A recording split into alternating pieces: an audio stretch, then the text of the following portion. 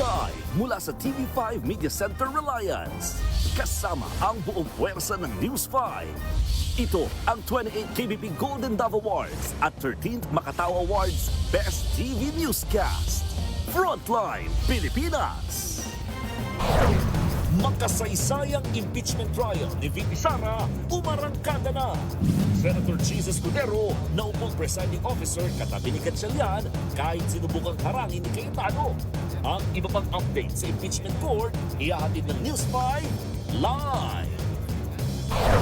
Ang nasasaktan na si VP Sara absent sa unang araw ng kanyang paglilitis. Kung si PBBM daw ang tatanungin, mas maganda kung haharap ang vice-presidente. Mugshot ni Marcoleta, inilabas na. Arestadong senador, mananatili muna sa PNP General Hospital bago ikulong sa Quezon City Jail sa Payatas. Super bagyong tatawaging Inday, dinatayang papasok sa PAR bukas ng gabi. Maagang panlikas sa mga maapektuang residente, ipinag-utos ni Pangulong Marcos. News 5 Exclusive. Mga tindang alahas sa isang sanglahan sa GMA Cavite, nilimas. Ito pa ang dapat nating abangan. Laban ng Gilas Pilipinas at ni Alex Ayala. Sabay-sabay panonoorin mamaya ng ating mga kapatid. Libreng watch party sa PhilSports Arena. Sisilipin natin live. Ito na nga. What's up, Dapper Guys? Hi, London people! Bossing Vic Soto at Vice Ganda magsasani puwersa sa isang malakas ang pelikula.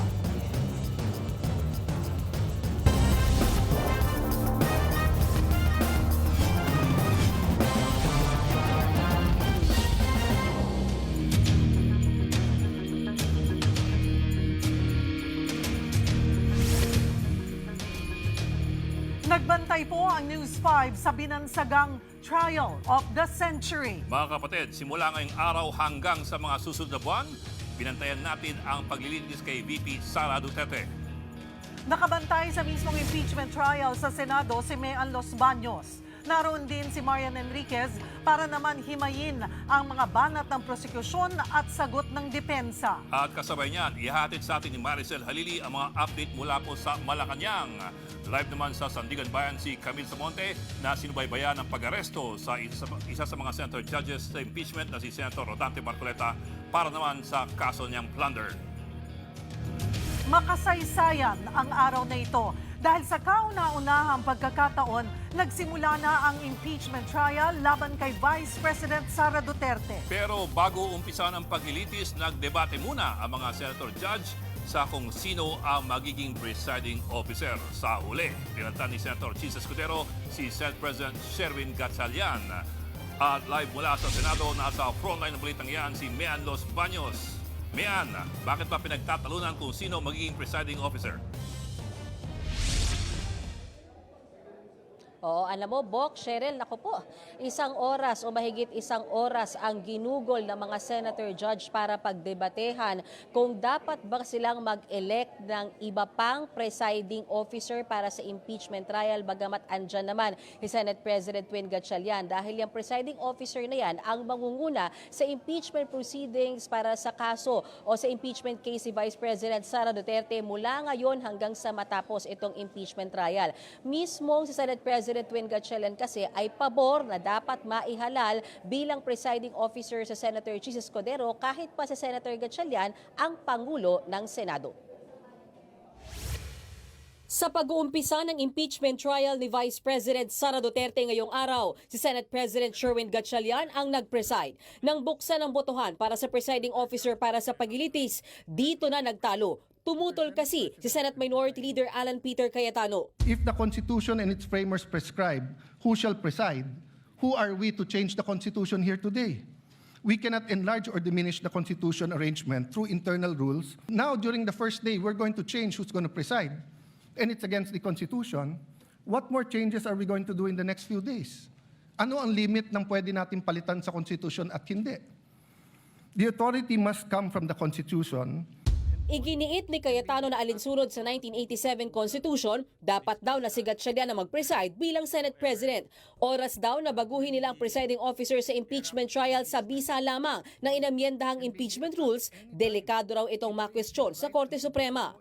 I want to avoid that this impeachment trial will be declared null and void. I want to avoid walkouts. I want to avoid any delays, Mr. President. The Senate President is more than capable.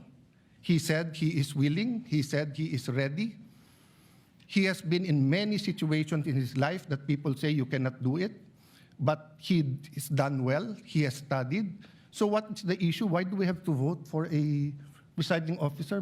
Kinontra naman ni Senator Kiko Pangilinan ang argumento ni Cayetano. Anya, hindi naman sinabi sa konstitusyon na Senate President ang dapat na mag-preside sa impeachment trial ng Vice Presidente. Naamyendahan na rin daw ang impeachment rules. Kaso, nag-boycott nung June 3 ang grupo ni na Cayetano. Gate pa ni Senator Kiko, out of order na si Cayetano. This impeachment court is not the venue for this debate, Mr. President. If there is anyone who is out of order, with due respect, I think the proper process is the matter is pending before the Supreme Court. There is no temporary restraining order. There was a request for a status quo ante order. It was not granted. And therefore, the presumption of regularity behooves us as an impeachment court to proceed. And finally, Mr. President, allow me to reiterate, the point of order is improper. In fact, the debate on this matter here in the impeachment court is out of order, Mr. Maging si Senate President Gatchalian, sinabing aprobado na ang resolusyon na nag-amyenda sa impeachment rules. This resolution has been duly approved, and everyone was given an opportunity to discuss that, to object. However, it was no one objected to that resolution, and it was duly approved by the body. So any discussion regarding this resolution should be discussed in plenary. Pero si Senator Cayetano muling giniit na walang quorum nang mangyari ang pag-amyenda. Binakapan din siya ng ate niyang si Senator Pia Cayetano. Kung kailangan din daw na sa sesyon ito pag-usapan, edi magpatawag daw ng special session. Ask your staff. May I ask you, dear colleagues, let's do our job well. I disagree with your point of view. I will listen intently to your point of view. Tanungin nyo naman po yung staff nyo. This is the foundation of this trial na tama yung nakaupong presiding officer. So that's my first point. Mag-abala naman tayo. Read it yourself, ask your staff. Papatawag tayo ng special session. Mukha namang very supportive naman ang Malacanang sa majority. Di ho ba?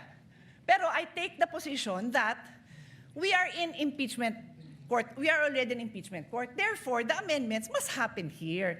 Pero sa hinaba-haba ng diskusyon, nauwi pa rin ito sa botohan. Si Senator Ping Lacson ang nagmosyon para ihalal si Senator Chis Escudero bilang presiding officer. 12 senador mula sa majority bloc ang bumotong pabor sa mosyong yan. Habang ang minority bloc, kinontra ang mosyong yan. Pero kahit nagbotohan na, umeksena pa rin si Senator Alan Cayetano. Pinaliwanag niya ang kanyang boto. Mr. President, there are issues that goes into fairness. You know, the AMLA will be a witness here. And I have information that the 20 years AMLA records of Senator Escudero and his credit cards and bank accounts were all opened up in the office of the Senate President, where members of the Blue Ribbon Committee was here. Then we're going to ask him to preside. So there's a problem with, this is my explanation. Dito na siya inawat ni Senate President Gatchalian dahil out of order na raw si Cayetano. We put the whole impeachment trial at risk here. To the gentleman This is from factual Taguig. and this is my explanation. So I will stop there. With all due respect, your statement's already out of order. It has nothing to do with the topic on hand. No, Mr. And President. the presiding officer will strike off It has all to do with this. will strike off It has all to do. the I do not, statements Mr. President, pertaining to Senator Mr. Escudero. President, kaibigan ko si I Senator direct the Escudero. stenographers to I strike don't off doubt these him. statements. He is the victim here. I'm not doubting him. I'm not doubting he will be fair. I am saying, we will do we want a fair suspend trial the or not, session. Mr. Sinuspindi ni Senate President Gatchalian ang sesyon sa gitna ng sagutan nila ni Senator Alan, maging ang pag-eksena rin ng kapatid nito na si Senator Pia.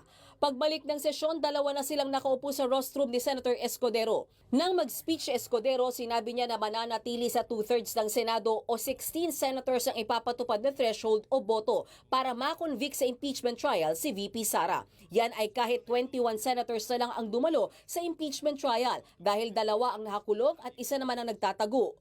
With 24 members of the Senate, a literal interpretation of this means that conviction requires the affirmative vote of at least 16 senator judges. Kung meron man daw na gustong questionin ang umiiral na batas na ito, pwede naman daw iakyat ang reklamo sa Korte Suprema at tatalima daw ang Senado sa anumang maging desisyon ng Supreme Court kung sakasakali. Iginiit din ni Senator Escudero na ang impeachment trial ay hindi isang pangkaraniwang kaganapan. Ito nga raw ang pinakamahirap na paraan sa pagtanggal sa isang opisyal ng gobyerno. Hindi rin daw biro na ang pinatatalsik na opisyal ay si Vice President Sara Duterte na hinalal ng nasa 32 milyong Pilipino. Panawagan din ni Escudero sa mga senator judge, prosecution at defense panels, iwasang magkomento sa publiko kaugnay sa merito ng paglilitis. Ayon pa kay Escudero, hindi dapat gamitin ang impeachment trial para gumanti sa mga kalaban sa politika. Nagbigay naman ng mga pahayag ang ilan pang senator judge para ipaliwanag ang kani-kanilang boto. Isa nga riyan, si Senator Robin Padilla na humingi raw ng tulong sa Google. Humingi po ako ng tulong sa Google kasi legal terms po ito. Hindi naman po ako nagtapos sa UP, hindi rin po ako nagtapos sa Ateneo, nagtapos po ako ng criminology at UP rin sa University of Prison.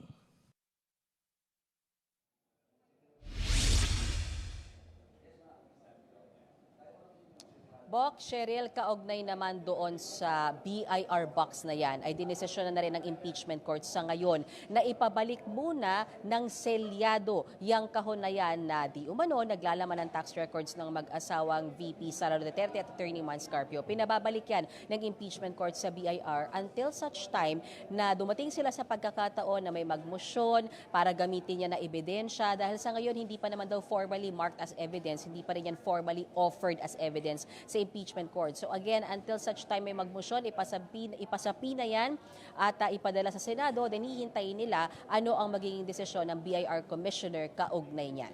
Bok, Cheryl? May linawin lang natin, kahit 21 na lang ang senator judges na present sa impeachment trial, yun nga, 2/3, 16 pa rin talaga yung kailangan na boto para ma-impeach ang bise. Kanina sinabi yun ni Senator Cheese na ngayon presiding officer. Yung ba napag-usapan dyan or natanong nyo na sila ba ang nagdesisyon nun? Pinagbotohan ba to? Diniscuss ba ito dun sa naunang mga caucus na ipinatawag?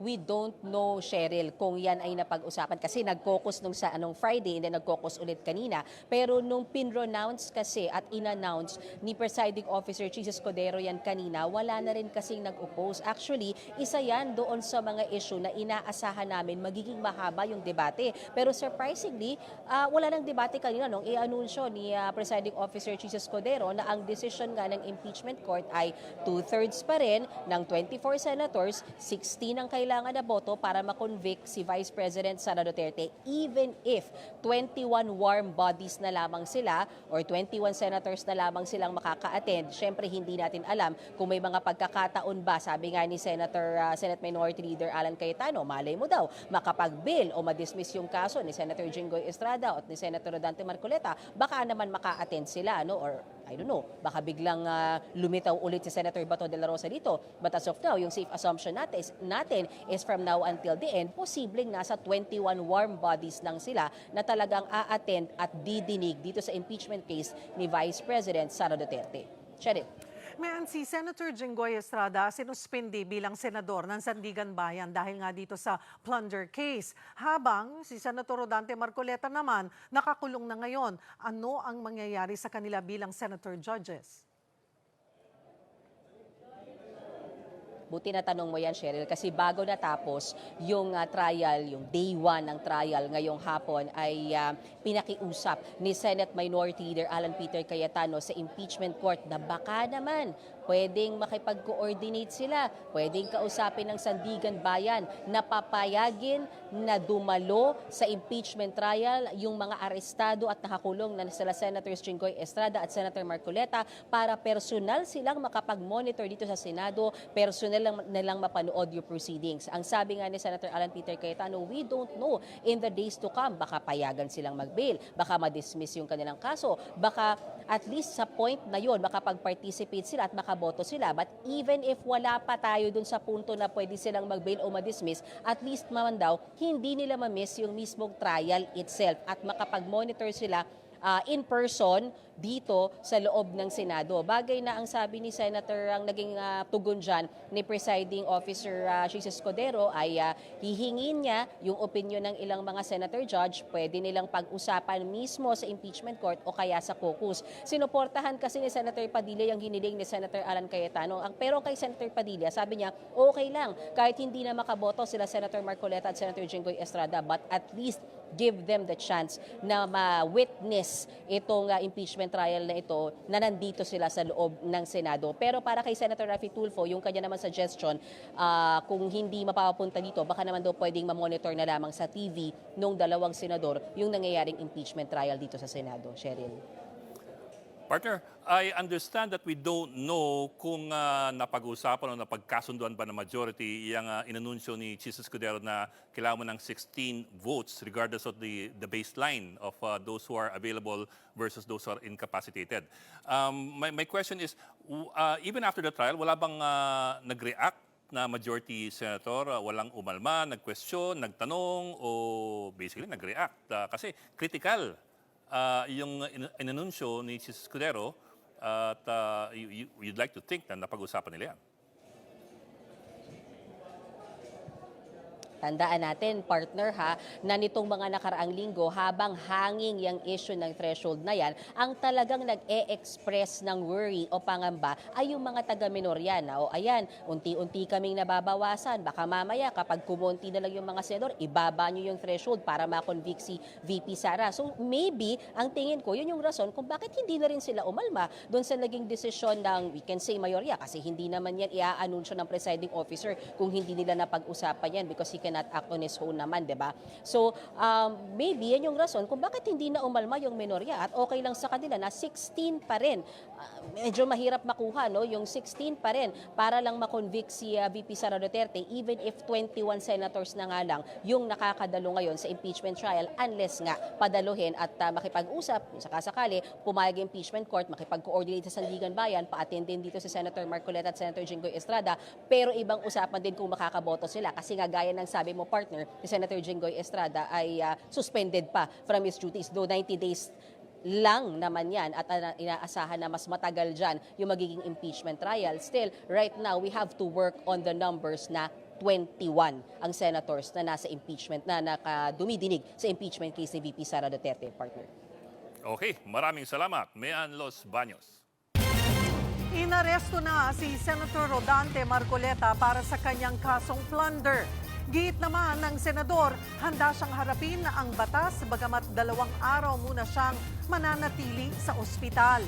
Live mula sa Sandigan Bayan, nasa frontline ng balita niyan, si Camille Samonte. Camille, sinubukan daw ni Senator Marcoleta na pigilan ang paglabas ng arrest warrant. Anong nangyari?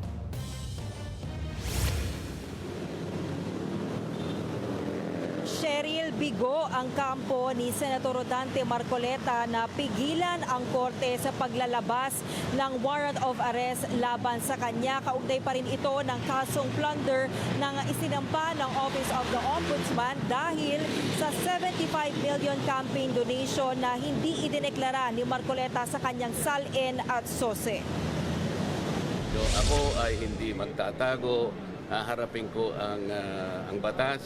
Yan ang pahayag ni Senator Rodante Marcoleta matapos ilabas ng Sandigan Bayan 3rd Division ang arrest warrant sa kasong pandarambong na isinampa ng Ombudsman laban sa kanya. Kaugnay ito sa 75 million pesos na campaign donation na hindi idineklara ng senador sa kanyang SALN at SOSE. Ayon pa sa senador, naghahanda na rin ang kanyang mga abogado para sagutin ang kaso. Kaya meron naman kaming motion to quash, pinagbigyan naman yon. At alam ko naman yon ay bibigyang daan pa rin. Ibig sabihin, ipoproseso pa rin ang aming motion. Dahil siyempre kami naman, meron kaming ibang pananaw doon sa asuntong ipinail sa amin. So ang aking mga abogado ay gumawa rin ng paraan para sa ganon, ay counter naman yung asunto. Tiyempong nasa Sandigan Bayan na si Marcoleta nang ilabas ang warrant. Kaya naman, dumiretso na siya sa pagharap sa anti-graft court para sa pagdinig kaugnay sa hiling niyang ibasura ang kasong plunder. Nakasaad sa mosyon na dapat ipagpaliban ang paglalabas ng warrant of arrest laban sa kanya habang hindi pa nare-resolba ang motion to quash. Nakatakda raw kasing dumalo si Marcoleta sa impeachment trial ni Vice President Sara Duterte. Pero hindi pumayag ang korte na hindi ilabas ang warrant of arrest dahil nakitaan daw ng probable cause sa kasong plunder si Marcoleta at 3 kapwa akusado. Ayon pa kay Sandigan Bayan 3rd Division Chair Justice Carl Miranda, labas ang korte sa mga usapin ng impeachment.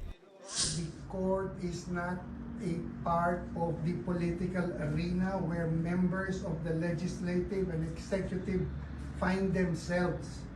The court has no politics. Kasama rin sa pinaaresto sina dating Congressman Mike Defensor at mga negosyanteng sina Joseph Espiritu at Aristotel Veray.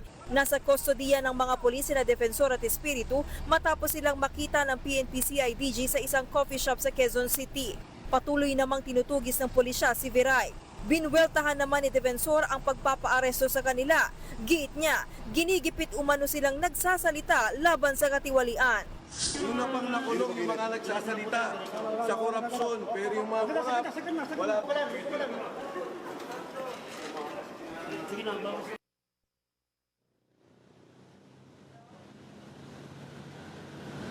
Cheryl, 3 araw ang ibinigay ng korte sa 3 araw yung ibinigay ng korte sa prosecution para maghain ng kanilang komento kaugnay nga dito sa motion to quash na inihain ng kampo ni Marcoleta. Sa ngayon, wala pang petsa na inilalabas ang korte kung kailan gagawin nga itong arraignment o yung pagbasa ng sakdal.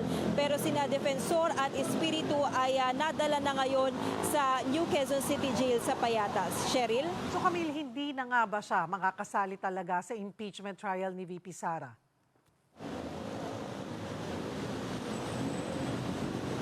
Cheryl, posibleng patawan ng preventive suspension itong si Marcoleta habang dinidinig yung kanyang kaso. Sa ilalim kasi ng anti-plunder law, mandatory yung preventive suspension sa mga pampublikong opisyal na dawit sa katiwalian. Pero itong preventive suspension, Cheryl, ay hindi naman yan na parusa at hindi rin ibig sabihin na guilty na yung isang akusado. At kung masuspendi nga siya, hindi na makakadalo sa anumang Senate proceeding si Marcoleta.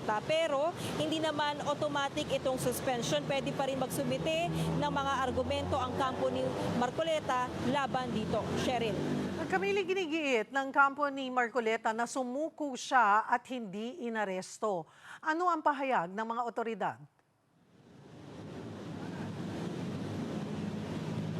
Cheryl, nanindigan ang CIDG at ang DILG na aresto yung ginawa nila kay Marcoleta. Ang paliwanag dyan ni Interior Secretary John Vic Remulla ay kagabi pa lang ay natanggap na raw nila itong kopya ng warrant of arrest laban kay Marcoleta. Pero ngayong umaga nga ay naghain ng motion to quash itong senador, kaya nagkaroon ng pagdinig dito sa Sandigan Bayan 3rd Division at personal nga na dumalo rito si Marcoleta at nang i-anunsyo na ng korte na denied nga itong motion ni Marcoleta na pigilan yung paglalabas ng warrant of arrest at yung suspension ng proceedings, ay agad na nagtungo dito ang CIDG at mismong si Interior Secretary John Vic Remulla para nga matiyak na hindi na makakalabas ng Sandigan Bayan Building itong si Marcoleta. In fact, Cheryl, nilockdown nga ito nung lumabas na nga ng court itong si Marcoleta. Cheryl.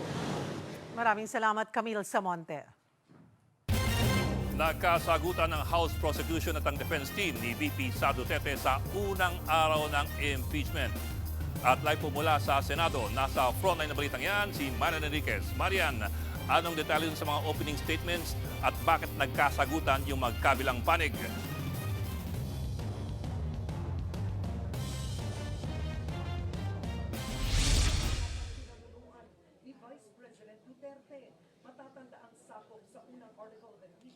Bok, tama ka nga riyan, ano, talaga namang nagkainitan na sa pagitan ng prosecution panel at ng defense team sa unang araw ng impeachment trial at namagitan na nga riyan si Presiding Officer Cheese Escudero. Pakinggan po natin itong kanilang sagutan kanina. It is the humble submission of the prosecution that there should be reading of the article and entry of the particular plea. I think the question, Your Honor, is very simple. As I have It's mentioned, answerable Your by Honor. yes or no, Your Honor. Rule Is the 7, lead prosecutor, Rule 9, is the lead Let this prosecutor not be a debate between the requesting councils. for the respondent accused Counsel to be for arraigned, Your Honor? respondent, avoid asking questions from the counsel for the prosecutor. Sa huli, hindi pumayag ang Senate Impeachment Court na basahin ng prosekusyon ang Articles of Impeachment. Giit ng presiding officer na si Senator Cheese Escudero, nasa record naman na ng Articles of Impeachment. Babasahin lang daw ang bawat article sa dulo ng paglilitis kapag boboto na ng hatol ang senator judges. Samantala, sa opening statement ni Lead Prosecutor Jervy Luistro, iginiit niya na kung ang isang empleyado ay nagkamali sa paggamit ng pera ng kumpanya, hinihingan siya ng paliwanag. Kung ang barangay treasurer ay hindi mapagpaliwanag sa nawawalang pondo, siya ay iniimbestigahan. At kung ang isang principal ay napatunayang naglustay ng pera ng bayan, siya ay pinarurusahan. Natural lang naman daw na itanong ng sambayanan kung ang ordinaryong Pilipino ay pinapapanagot, bakit hindi ang pinakamakapangyarihang opisyal ng gobyerno. Panawagan po ni Luistro sa impeachment court, tignan mabuti ang mga ebidensya, testigo at mga dokumento. Narito po ang pahayag ni Lead Prosecutor Jervy Luistro. it is the humble submission of the prosecution that there should be reading of the article and entry of the particular plea.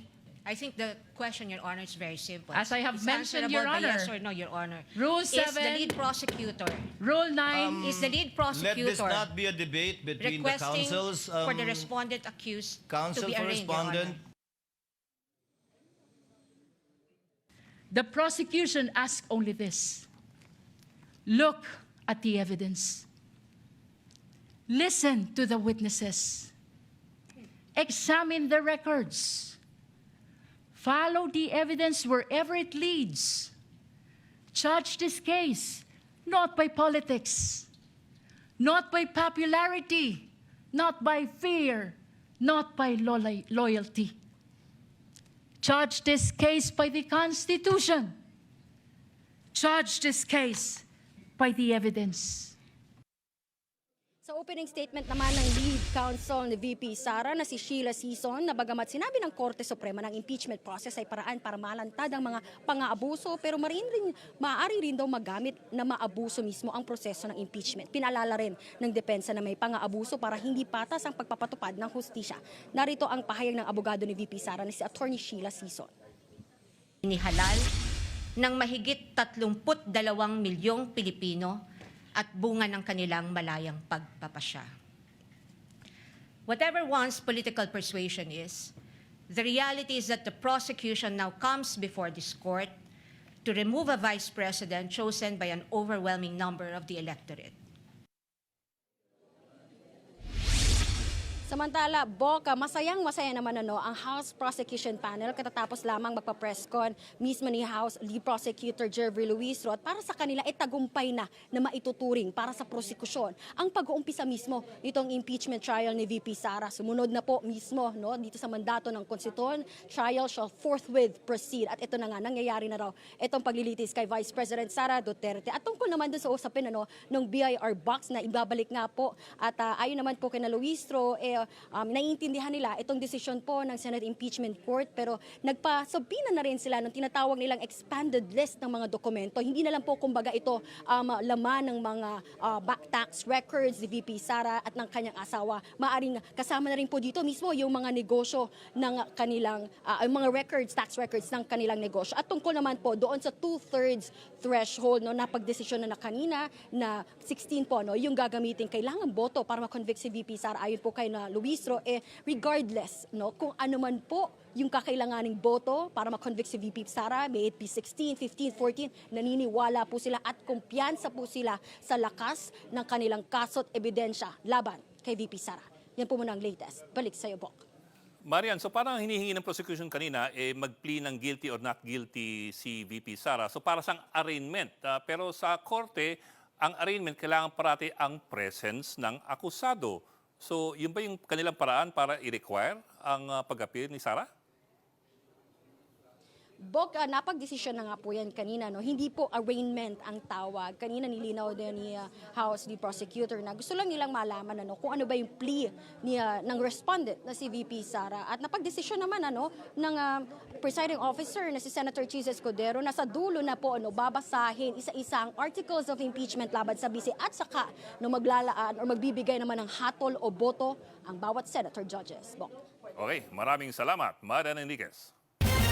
Binueltahan ni Vice President Sara Duterte ang pahayag ng Pangulo na kung siya raw ang tatanungin, dapat dumalo sa impeachment trial ang inaakusahan. Sabi ng Vice, strategy yan. Live mula sa TV5 Media Center, nasa frontline ng balitang yan, si Maricel Halili-Masep. Anong reaksyon ng palasyo sa unang araw ng impeachment trial ni VP Sara? Cheryl, malinaw ang posisyon ng Malacanang tungkol dito sa impeachment trial laban kay Vice President Sara Duterte. Hindi raw sila makikialam. Bahala daw ang Senado sa gumugulong na pagdinig tungkol nga dito sa pagpapa-impeach kay Vice President Sara Duterte. Pero malinaw din naman kay Pangulong Bongbong Marcos na hindi obligado si Vice President Sara Duterte na personal na dumalo sa trial. Pero mas maigi nga daw kung naroon siya para mas mapabilis ang pagsagot tungkol dito sa mga akusasyon laban sa kanya.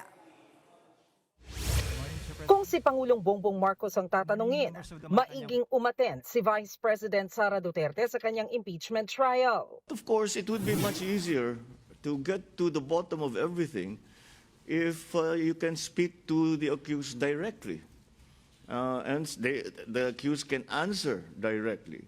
Kung diretsong makapagsagot, di siyempre mas magiging maliwanag ang proseso, mas magiging madali ang proseso. But that's just my own opinion and that's not a legal opinion. Giit pa ng Pangulo, kung siya ang nasa posisyon ng bise, pipilitin niyang dumalo para sagutin ang mga alegasyon. I would almost insist over the advice of lawyers. If they advise me not to appear, I would insist on appearing because kaya ko namang sagutin. Sige, sagutin natin. Sinigundahan din ito ni Palace Press Officer Claire Castro sa press briefing kanina.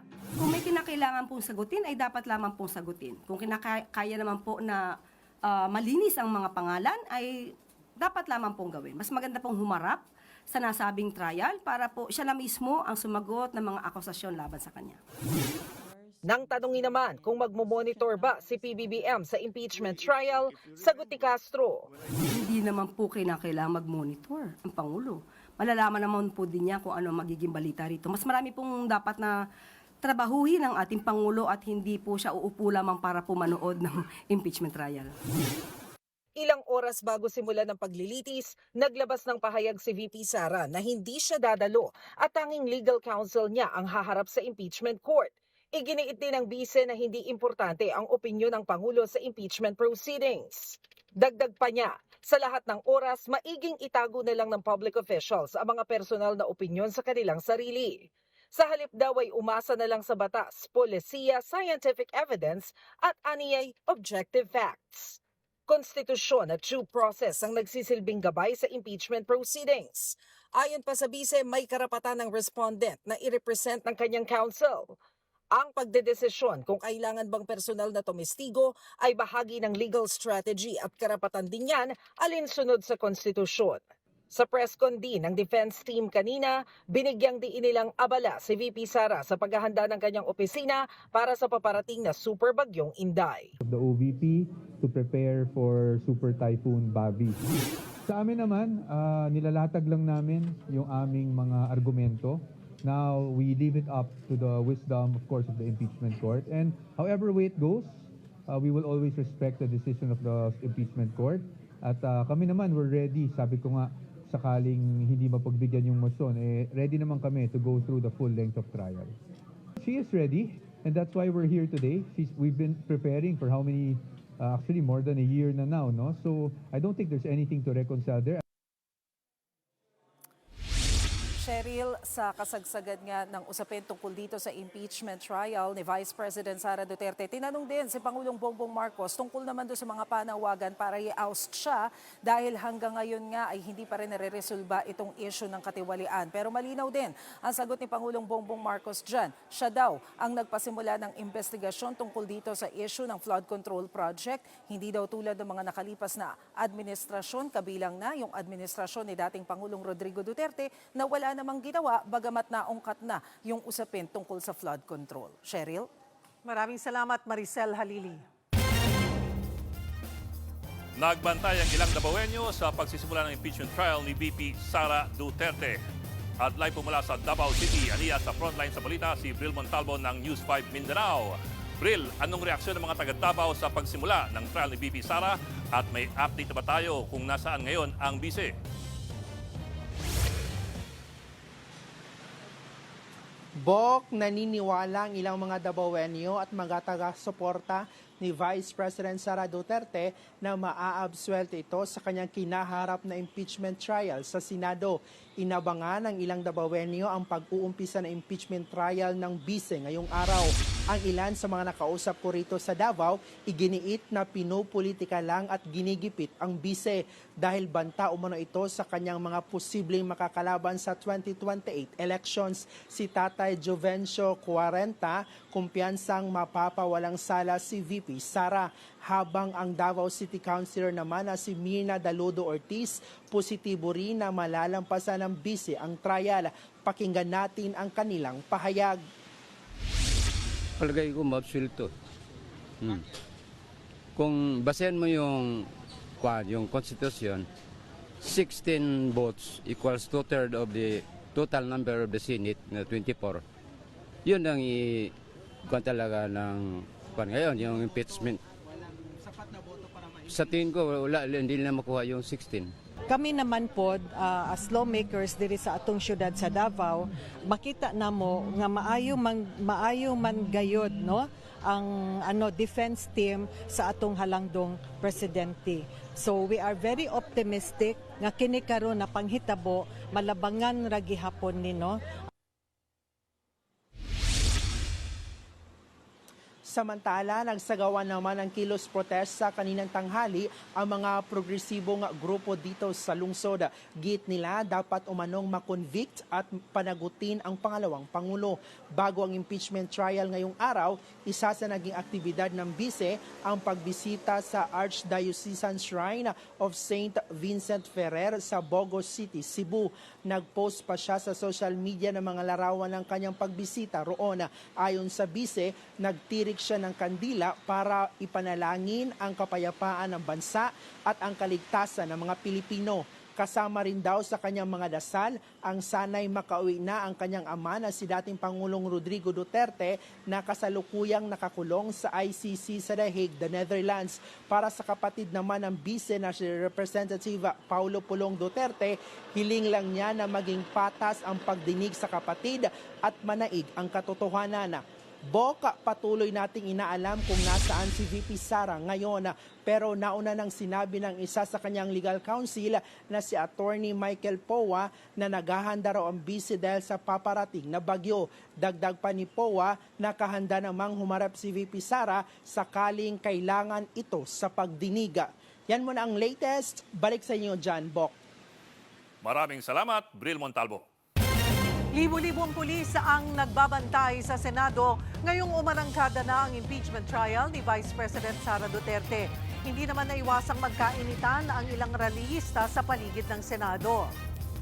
Live mula sa Pasay, nasa frontline ng balitang yan, si Dave Abuel. Dave, anong update dyan?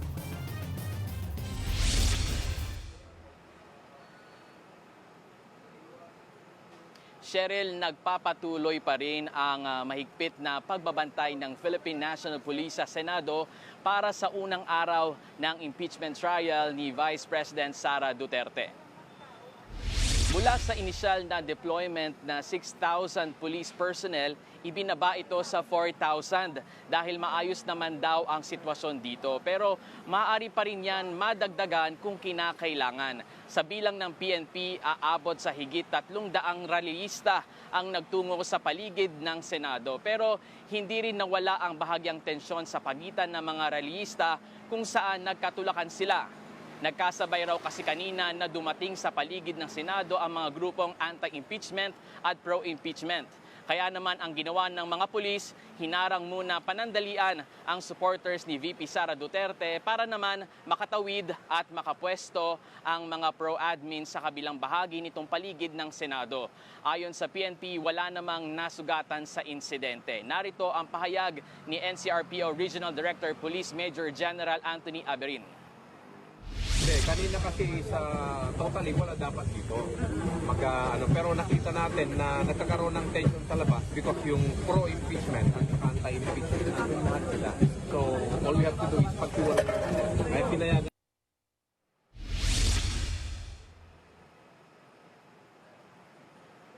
Ayon pa sa PNP, kinakailangang paghiwalayin ang dalawang grupo para maiwasan ang posibilidad na away at bangayan. Mananatili ring nakabantay ang mga pulis hanggat may mga rallyista sa lugar. Hanggang ngayong gabi rin ay magpapatuloy ang surveillance ng mga otoridad dahil inaasahan nilang may magpapaiwan at magpapalipas ng gabi rito. Cheryl, nagbabala naman ang PNP laban sa misinformation at online incitement kaugnay ng nangyayaring impeachment trial. Maari raw kasi itong magdulot ng karahasan o makasira sa kaayusan ng publiko. Kaya naman mas pinaigting ng mga pulis ang pagmamanman sa mga aktibidad sa internet na maaaring magudyok ng gulo at karahasan habang gumugulong ang impeachment. Yan muna ang latest, balik sa inyo. Maraming salamat, Dave Abuel.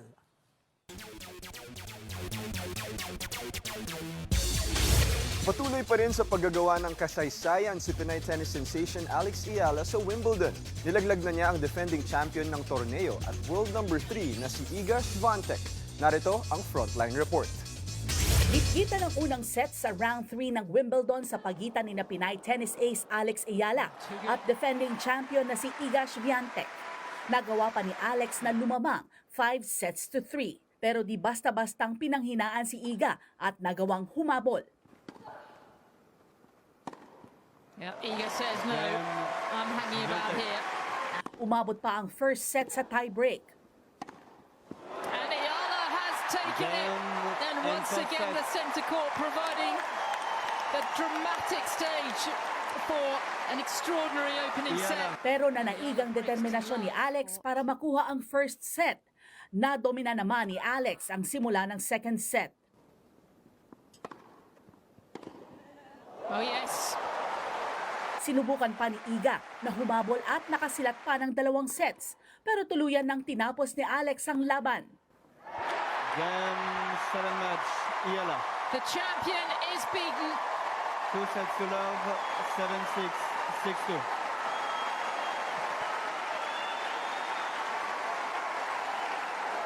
Napuno ng hiyawan ng Pinoy fans ang center court ng Wimbledon. Muli silang pinasalamatan ni Alex. Naluha rin sa saya si Alex nang matanong kung ano ang nararamdaman niya pagkatapos ng match. For someone who grew up in the Philippines and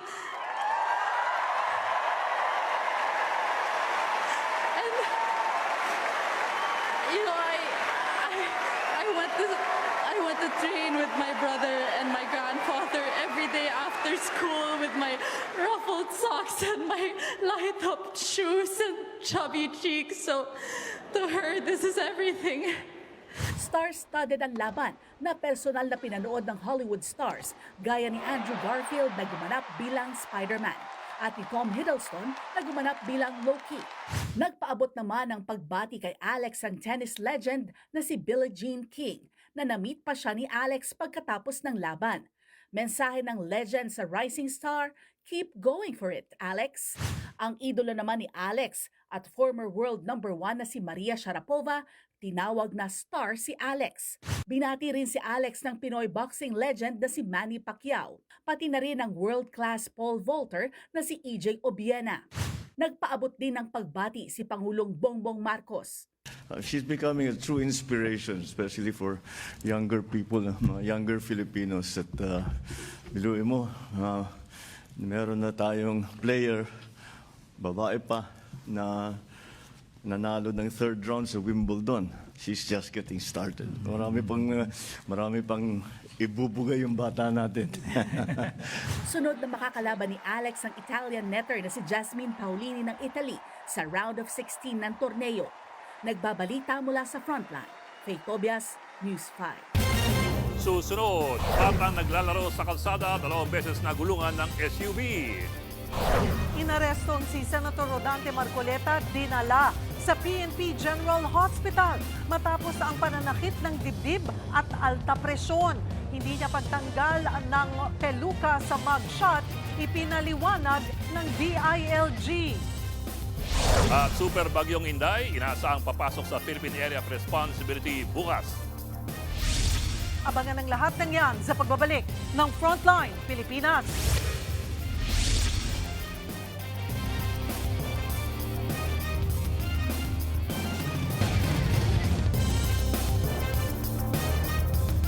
Mga kapatid, Julius Babaw po, nasa Middle East o saan mang dako ka ng mundo, manatiling may alam at may pakialam sa mga mainit na balita dito sa ating bansa. Simulan po natin ang bawat araw sa tuloy-tuloy na balitaan sa Frontline.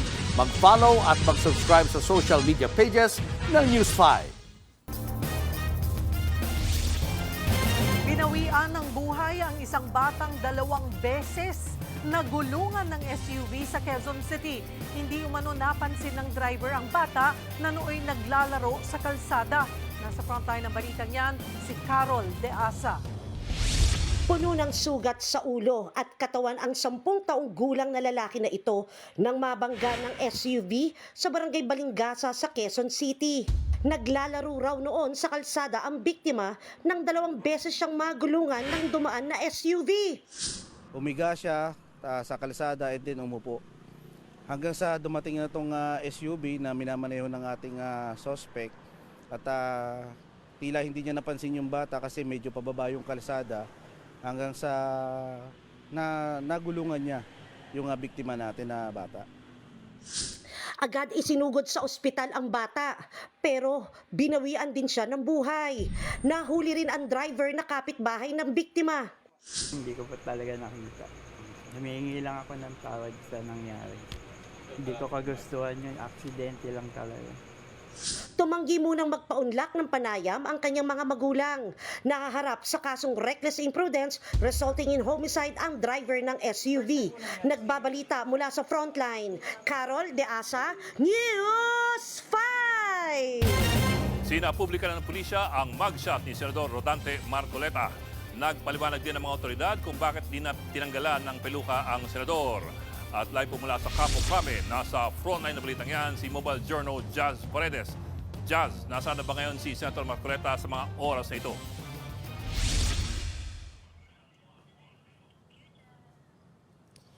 Imbis na sa Sandigan Bayan, idiniretso muna sa PNP General Hospital si Senador Rodante Marcoleta pagkatapos ng kanyang booking procedure sa CADG pasadong 1:00 ng hapon.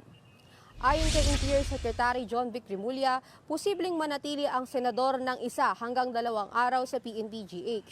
Dito, isa sa ilalim siya sa serye ng medical examination bilang bahagi pa rin ng kanyang booking procedure. Ito ay upang malaman ang kasalukuyang lagay ng kalusugan at kung maaari itong maging PDL sa Quezon City Jail. Pakinggan natin ang bahagi ng pahayag ni Secretary Rimulya. 72 na po si Senator Marcoleta.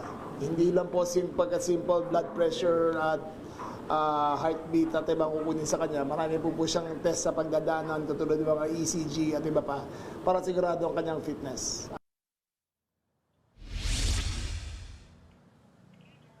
Ayon kay Ayon kay CADG Director Robert Morico II, inireklamo ng senador ang pananakit ng kanyang dibdib at mataas na blood pressure, dahilan para isugod ito sa PNPGH.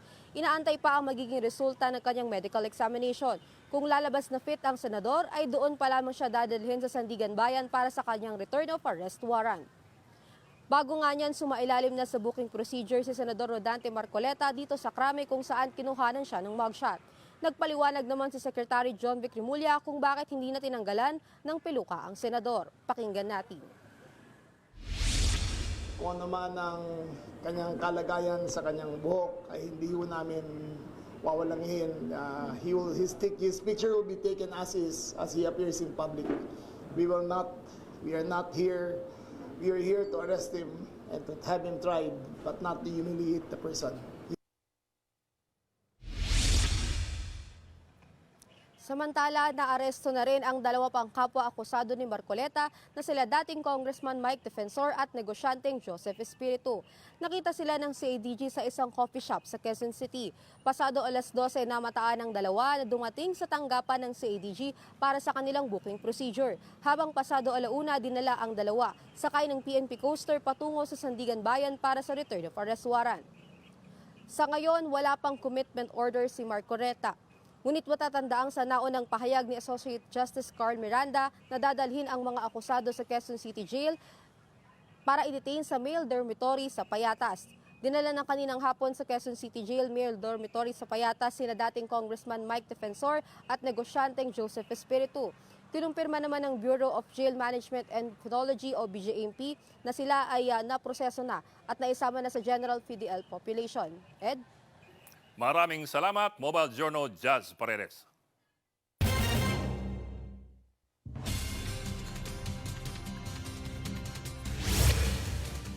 Weather update tayo mga kapatid. Patuloy pa rin nating binabantayan itong super bagyo sa labas ng ating area of responsibility. Ang bagyong may international name na Bavi. Ito pong bagyong Bavi ay may taglay na lakas na hangin na nasa 205 km per hour. Malapit sa kanyang gitna at kung minsan may mga pagbugsong umaabot sa halos 250 km per hour. At huli pong namataan ng Pag-asa sa layong 2,120 km east ng southeastern Luzon at malayo pa po yan sa anumang bahagi ng ating bansa. Ito lamang easterlies ang weather system na nakaka-apekto sa ating bansa. Pero yan po ay kumikilos pakanluran, hilagang kanluran sa bilis na 20 km per hour at malapit na or patungo na po sa ating area of responsibility. Posibleng bukas ng gabi hanggang Wednesday ng madaling araw, yan po ay makapasok na sa ating area of responsibility at mabibigyan nga ito ng local name na Inday. Sa ngayon, hanggang bukas, wala pa po itong magiging direktang epekto sa atin. Magpapatuloy po ang mainit at malinsangang panahon sa malaking bahagi na po yan ng ating bansa, maliban lang sa mga afternoon showers at thunderstorms. Sa darating na Wednesday naman, if makapasok na po ito sa ating area of responsibility, magsisimula na pong bumalik yung ating habagat. Mauuna po yung makaapekto dito sa western section ng Mindanao, kasama po dyan ang Zamboanga Peninsula at ilang bahagi ng Soc-Sargen area. Posible na po yung mga kalat-kalat nating pag-ulan dyan at mga thunderstorms. Sa darating naman na Thursday, mas madadagdagan naman yung ating mga pag-ulan dito sa western section ng Visayas at kasama na po dyan ang ilang bahagi ng Mimaropa. At habang unti-unti po lumalapit itong super typhoon na tatawagin nating Inday dito po sa itaas na bahagi ng ating bansa, by Friday o Thursday hanggang Friday, yung ating mga pag-ulan naman dito sa western section ng Luzon ay maaari na din po nating maranasan, particularly dito po sa Ilocos Region.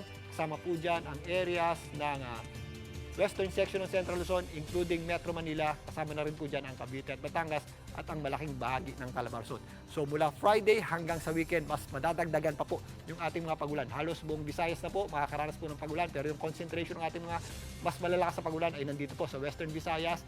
Ganun din po sa western section ng Luzon, lalong-lalo na po dito sa mga areas ng Mindoro, Palawan, Zambales at Bataan. May mga general areas po tayo na posibleng makaranas ng intense to up to torrential rains. Kaya maghanda po tayo sa magiging posibleng epekto niyan, lalong-lalo na sa mga posibleng flash floods and landslides. Para naman po sa direktang epekto nitong tatawagin natin bagyong Inday, lalapit na po yan dito sa extreme northern Luzon by Thursday hanggang Friday. So magkakaroon tayo dyan ng malalakas na bugso ng hangin na may kasama pong malalakas na pag-ulan. Pero yung kanyang gitna or center sa ngayon, hindi pa naman po natin yan inaasahang tumama sa lupa. Bagkus yan po ay posibleng pumunta lamang dito sa may bahagi ng Taiwan at maaari din pong makalabas ng ating area of responsibility sa darating na Sabado.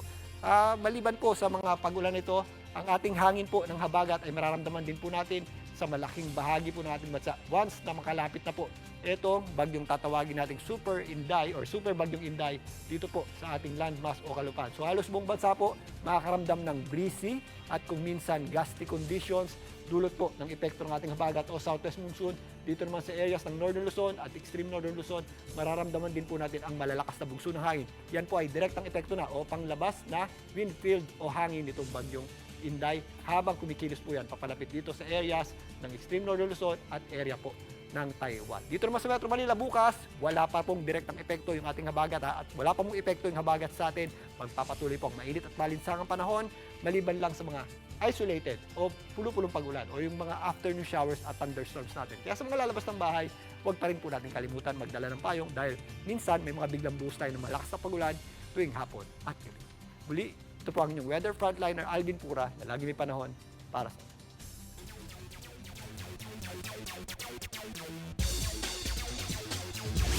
Tampok sa isang back-to-back watch party ngayong gabi ang laban ng Gilas Pilipinas at ni Alex Eala sa kanilang respective international stages. Live mula sa Pasig, nasa frontline ng balitang yan si Ian Suyu. Ian, kamusta ang energy ng mga tao dyan ngayon? Diego, alam mo, everyone's up on their feet na nga dahil sa watch party na isinasagawa dito sa PhilSports Arena at sabay-sabay na nanonood ang ating mga kababayan para sa laro ng Gilas Pilipinas kontra Australia sa FIBA Asia World Cup qualifiers. Dito nga yan sa Pasig City at may kasabihan nga tayo, malayo man, malapit pa rin dahil kahit sa Australia sinasagawa yung laro, daan-daan, kung hindi libo-libong mga Pinoy fans, ang talagang tutok na tutok ngayon para subaybayan ang ating pambansang koponan. At bukod sa Gilas, isa pang inaabangan ay ang magiging laro mamaya ni Pinay tennis sensation Alex Eala para sa Wimbledon Round of 16. Hapon pa nga lang, mahaba-haba na ang pila ng mga Pinoy fans na nais makapunta rito at matunghayan ang paglalaro ng ating pambansang koponan. Ito na kasi ang huling laban ng Gilas sa first round ng qualifiers. Kung maalala nga natin ay galing sa mapait na pagkatalo ang koponan sa kamay ng New Zealand last week. Inabot tayo ng double overtime dyan pero bigo tayong maiuwi ang panalo. Silver lining naman dyan ang naging performance ng Gilas Young Guns na sina Juan Gomez de Liano, Kevin Kiambao at Carl Tamayo. Pero kontra Australia, medyo nahihirapan tayo lalo't kagabi lang inanunsyo nga ng Samahang Basketball ng Pilipinas o SBP na hindi makakapaglaro si Brownlee. Struggling rin si Brownlee last game kung saan 4 points lamang ang naitala niya. Pero kung mananalo tayo ngayon, aangat tayo sa 3-3 patungo sa next round ng qualifiers. Mula naman sa basketball, lipat naman tayo ngayon sa tennis dahil isa pang kaabang-abang ay ang magiging performance ni Pinay tennis star Alex Eala sa Wimbledon. Makakalaban niya mamaya ang veterano na si Jasmine Paolini ng Italy. Asahang all-out mamaya ang ating kabayan lalo't galing siya sa isang stellar victory matapos masweep ang defending champion na si Iga Świątek ng Poland sa round of 32. Maging mga tennis icons na sina Billie Jean King at Maria Sharapova napabilib sa performance ni Eala. Nauna na rin sinabi ni Eala na determinado siyang magtuloy-tuloy ang kanyang kampanya habang may oportunidad at may pagkakataong manalo. Diego, sa ngayon nga, malapit na tayong mapunta sa halftime break. Medyo struggling ang national team natin, ang Gilas, pero asahan natin na magba-bounce back. Yan, syempre. And sa mga nagnanais pa na mga pumunta na mga kapatid natin dito, magtungo lamang po kayo dahil tuloy-tuloy pa, may mga fun activities sa labas at meron ding mga free popcorns, free drinks para sa mga nais manood dito. Abangan natin kung magtatagumpay ba, double victory ba yan para sa Gilas at kay Alex, maya-maya lamang. Yan muna ang latest mula dito sa Pasig City. Balik sa'yo, Diego. Maraming salamat, Ian Suyu. Susunod, lasing umunong driver nakipaghabulan sa nabangga nitong kotse. At Bimbi Aquino, sumahod na bilang Dabar Cuds guest host. Ano kayang gagawin niya sa unang sweldo niya? Yan at pa sa pagbabalik ng Frontline Pilipinas.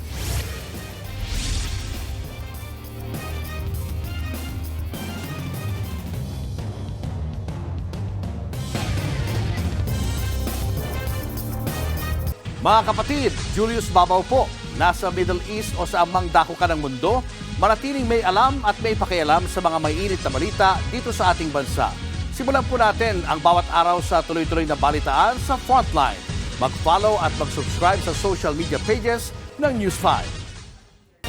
Sa pulsa video, ang maaksyong paghabol sa kotseng nakabangga sa Tacloban City. Ala fast and furious ang pagtugis na tumuwid pa ng San Juanico Bridge.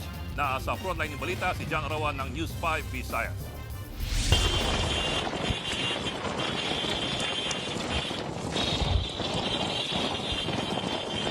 Hinabol, ilang beses na binusinahan, inilawan na rin ang puting kotseng yan para makuha ang atensyon ng driver. Sinigawan din ito at kahit nung naipit sa traffic, patay mali siya pa rin ang driver. Ang humahabol sa kotse ay ang nabangga raw nito. Umabot ang habulan sa San Juanico Bridge at dito na naunahan at naharangan ng puting kotse. Meron na rin ilang tumulong para makorner ang hinabol na driver.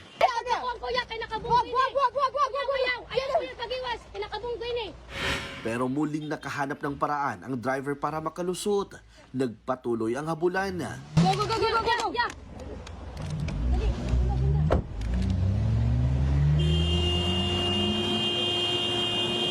Buntik pa itong makabangga ng motor.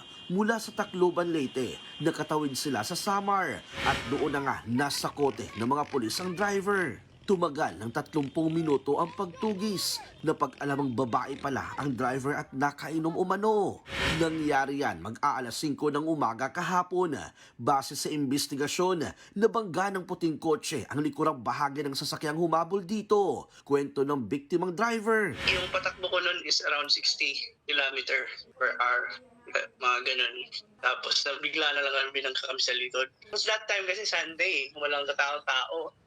Around 4 a.m. yun. So, wala din mga naka-duty na pulis na visible. So, nag-decide kami na bulin. Hanggang sa San Juanico na namin na napahinto yung sasakyan niya. Nalaman namin na nakainom pala. Lasing pala yung babae. Wala namang nasaktan sa insidente. Bagamat na trauma raw ang humabol na sasakyan, lalo't sakay nito ang isang buntis at 4 na taong gulang na bata. Desidido silang idemanda ang nakainom na driver habang patuloy pa ang investigasyon. Nagbabalita mula sa Frontline, John Arawan, News 5, Visayas! Showbiz, eto na nga! Mga kapatid, eto na nga ang mga umaarangkadang showbiz balita ngayong Lunes. Todo ang excitement ng media personality na si Bimby Aquino sa pagtanggap ng kanyang first salary bilang young adult. Sa isang viral video sa Facebook, masaya nga pong ibinahagi ni Bimby ang gagawin niya sa unang sweldo niya bilang guest host sa noontime show na Eat Bulaga. Gagamitin niya raw ito para i-treat ang kanyang mommy na si Chris Aquino. Ang kalahati naman daw ng kanyang sweldo ay idodonate niya sa simbahan. Umani rin ng papuri ang inisyatibo ni Bimby na tumulong. Gayon din ang magandang pagpapalaki raw ng Queen of All Media sa kanyang anak. News 5 exclusive. Sanglaan sa Cavite, nilooban ng mga hold-upper. Higit 20 million pesos na halaga ng alahas. Nilimas. At Mayor Vico Soto tinanghal na player of the game sa Liga ng Basketball. Tutok lang mga kapatid, magbabalik pa ang Frontline Pilipinas.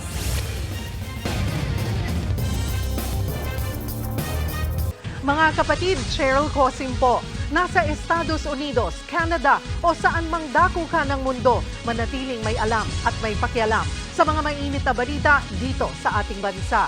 Simulan natin ang bawat araw sa tuloy-tuloy na balitaan sa Frontline. Mag-follow at mag-subscribe sa social media pages ng News 5.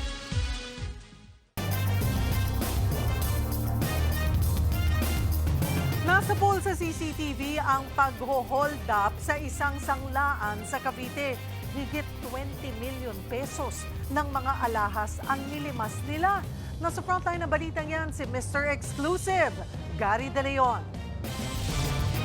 Napatras sa mga tauhan ng sanglaang yan nang biglang sumalakay ang mga hold-upper sa General Mariano Alvarez sa Cavite.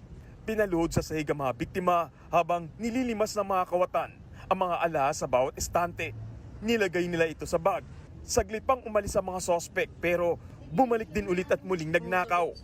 Ayon sa empleyado at may-ari ng tindahan, tinutukan sila ng baril kaya hindi na sila nakapalag. Pumasok po yung isang lalaki, may dara-dara pong baril, tapos tinutukan po ako. Pilit po akong pinapababa pero hindi po ako bumaba. Tinatry ko po siyang kausapin na kuya wag po kasi kami po yung magsasuffer. Sinuntok pa ako din sa ulo eh. Natarunta ako kaya wala akong nagawa. Akala ko mamatay na ako. Mabuti na lang. Nakakatakot. Bigla ang dami nila eh. Dito sila eh. Sa labas ng tindahan, mapapansin din na may isang babae na kumuha ng larawan bago pumasok sa jewelry store. Kasabay ang dalawa pang lalaki. Ang babaeng yan, kasama rin umano sa tinutukan ng baril ng mga hold-upper. Nakita ko yung pumutok dyan, nabasag yung salamin, lumabas yung tatlong lalaki na may 45 at sumakay sa motor, tatlo sila. Bale 6, 2 motor, tatlong sakay. Yung isang bumaril ng pintuan, kita ko dyan, nasa hulihan ng motor. Tumakbo sila papunta riyan. Agad nagsagawa ng investigasyon ng GMA Municipal Police at SOCO. Hinala nila, planado ang pang-hold up lalo't itinaon ang pagnanakaw sa oras kung kailan inilalabas ang mga stock ng gintong alahas mula sa vault. Tingin na may-ari ng jewelry store, maaring napag-aralan sila at nagpanggap na customer ang mga kawatan. Isa pa sa nakita nila ay maaaring nalaman ng mga ito na wala silang gwardya. Aabot sa 20 million pesos ang halaga ng mga alahas na tinangay ng mga hold-upper. Wala naman nasaktan. Kabilang sa iniimbestigahan ay kung inside job ba ang nangyari. Patuloy ang backtracking ng mga pulis para matukoy ang mga salarin. Nagbabalita mula sa frontline, Gary De Leon, News 5. Hindi lang sa LGU maging sa hardcourt, bidang-bida sa mga netizens si Pasig City Mayor Vico Soto. Itinanghal lang naman siyang player of the game sa sinalihan niyang team para sa Liga ng Ateneo Alumni Association. Nagtala si Soto ng 18.6 rebounds at 5 assists para ipanalo ang kanyang team. Biro tuloy ng netizens, maski raw sa basketball, 0 steals ang stats ni Mayor, kaya't mas kahanga-hanga raw ang kanyang game. At yan muna ang latest sa sports. Ako po, si Diego Dario. Susunod sa ating K-Alaman, balikan natin ang mga opisyal na dati ring humarap sa impeachment trial. At Bossing Vic Soto at Vice Ganda magsasanib puwersa sa isang pangmalakasang pelikula. Tutok lang mga kapatid, magbabalik pa ang Frontline Tonight.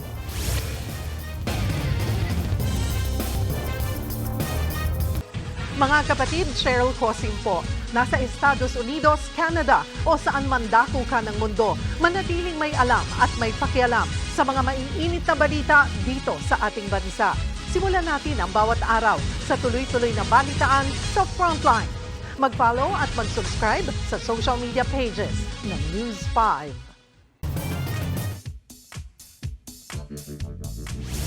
Mga kapatid, sa bagong chapter ng binansagang Senetflix, sinimulan na nga ang impeachment trial ni Vice President Sara Duterte. Mahaba po ang proseso, marami ang eksena, pero sa kasaysayan ng Pilipinas, gaano nga ba kadalas umabot sa Senado ang mga impeachment case? At ilan lang ang tuluyang nauwi sa pagkakatanggal sa pwesto? Sa madaling salita, ang impeachment ay paraan para panagutin ang pinakamataas na opisyal ng gobyerno kapag inakusahan silang may mabigat na paglabag sa konstitusyon. At kapag napatunayan po ang mga paratang, maaaring matanggal sa pwesto. Hango ang sistemang ito sa American Constitution. At ang maaaring ma-impeach ay ang Pangulo, Pangalawang Pangulo, mga mahistrado ng Korte Suprema, mga miyembro ng Constitutional Commissions at ang Ombudsman.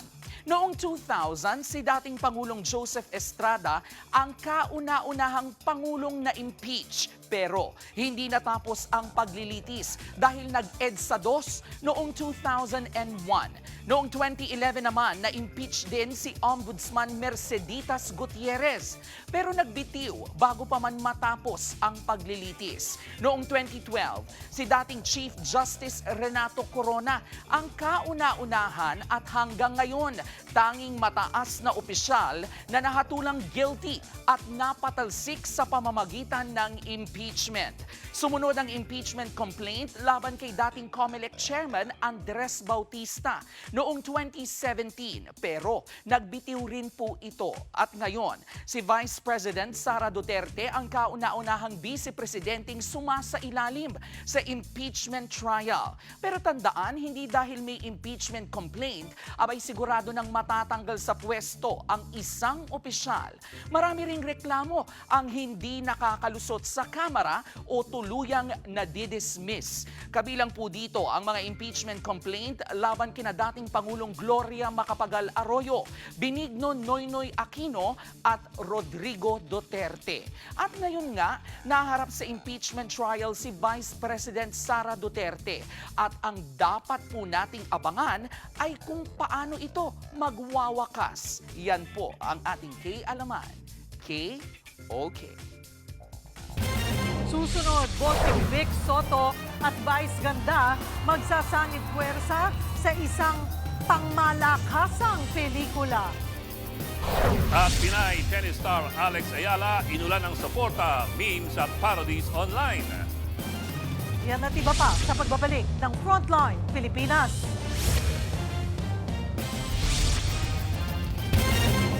Mga kapatid, Julius Babaw po, nasa Middle East o saan mang dako ka ng mundo, manatiling may alam at may pakialam sa mga mainit na balita dito sa ating bansa. Simulan po natin ang bawat araw sa tuloy-tuloy na balitaan sa Frontline. Mag-follow at mag-subscribe sa social media pages ng News 5.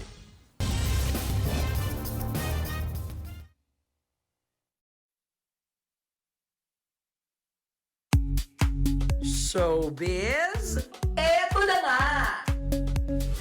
Mga kapatid, eto na nga, isang makasaysayang collaboration ang dapat nating abangan. For the first time, magsasama sa isang pelikula ang dalawang noontime show icons at blockbuster movie stars na sina Bossing Vic Soto at Vice Ganda. Nasa frontline ng balitang yan, si News 5 Entertainment Correspondent Von Vilinoy. Dalawang haligi ng noontime TV ang sa wakas nagtagpo. What's up, Dapper Yes! Hi, Madlang people! At boom! Nagbanggaan ng dalawang mundong kinalakihan ng mga Pilipino. Sa kauna-unahang pagkakataon, magsasani puwersa na ang Bossing Vic Soto at ang unkabogable star, Vice Ganda. Eto na nga, mabubuo na. Sa ngayon, nagtagpo na kami. At hindi lang una, huling beses nyo kami makikita ngayon. Dahil mapapanood nyo kami magkasama sa isang pelikula.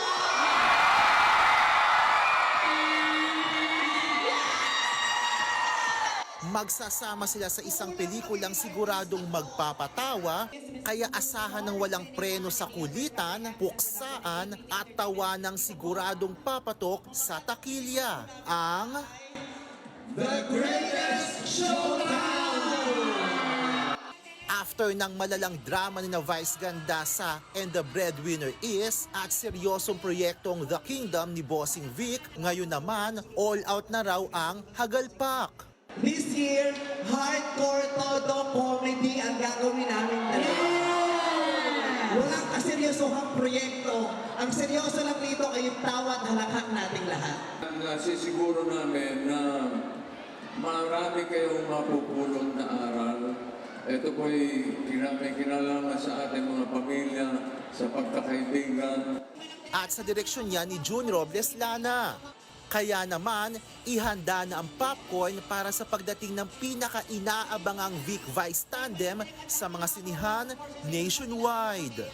Nagbabalita mula sa Frontline. Von Belinario, News 5. Nako, exciting ang Vice Ganda at Bossing Vic Tandem. At yan nga po ang ating mga showbiz update at kay Alaman ngayong Lunes. Ako po si Jervy Wrights. Hindi lang politika, pati sports. Inaabangan ngayong araw sa buong bansa. Trending mula sa Shot of the Century hanggang sa Trial of the Century. Nasa frontline balita yan, Mon Gualvez.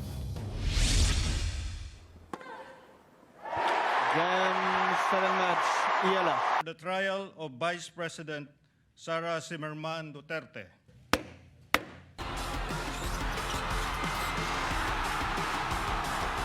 Unang Lunes pa lang ng buwan, pero parang finals na agad. 3 malalaking laban, 3 kwentong gagawa ng kasaysayan, at 3 dahilan kung bakit busy ang mga Pilipino. Sa damuhan ng Wimbledon, susubukan ni Pinay tennis sensation Alex Eala ang pinakamalaking hamon sa kanyang karera, ang maabot ang kauna-unahan niyang Grand Slam quarterfinals kontra kay Jasmine Paolini ng Italia. Pero bago pa man ang susunod niyang serve, panalo na siya sa puso ng mga Pilipino. But for someone who grew up in the Philippines, and I want to train with my brother and my grandfather every day after school with my ruffled socks and my light up shoes and chubby cheeks. So to her, this is everything. Pati ang Wimbledon, naging Pinoy ang feels. Nilagyan pa ng OPM ang kanyang winning moment. At ang caption, parang proud parent ang peg. Napapansin mo na ba?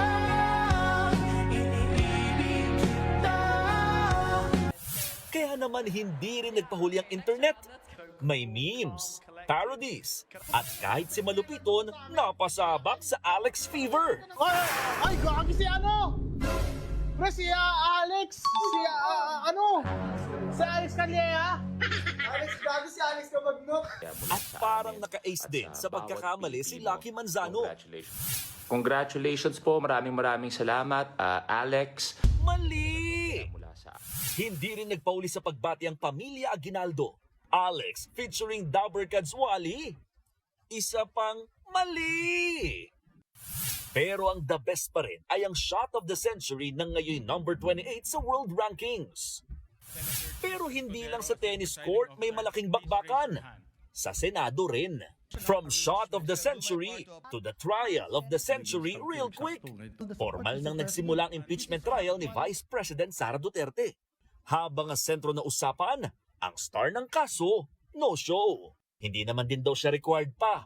May isa pang laban ang pinagkakaabalahan ng mga Pinoy. Ang Gilas Pilipinas na sumasabak sa Australia para sa FIBA Basketball World Cup Asian Qualifiers.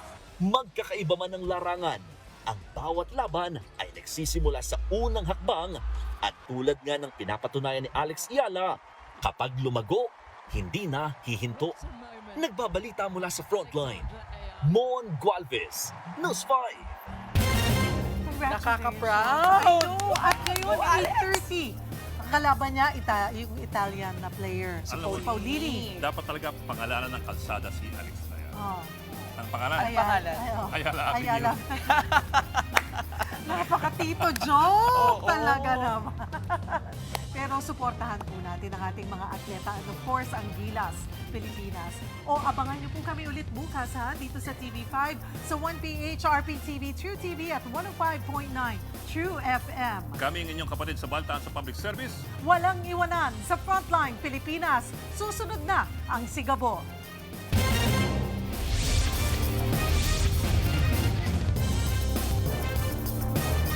Mga kapatid, Cheryl Cosim po. Nasa Estados Unidos, Canada o saan mang dako ka ng mundo, manatiling may alam at may pakialam sa mga mainit na balita dito sa ating bansa. Simulan natin ang bawat araw sa tuloy-tuloy na balitaan sa Frontline. Mag-follow at mag-subscribe sa social media pages ng News 5.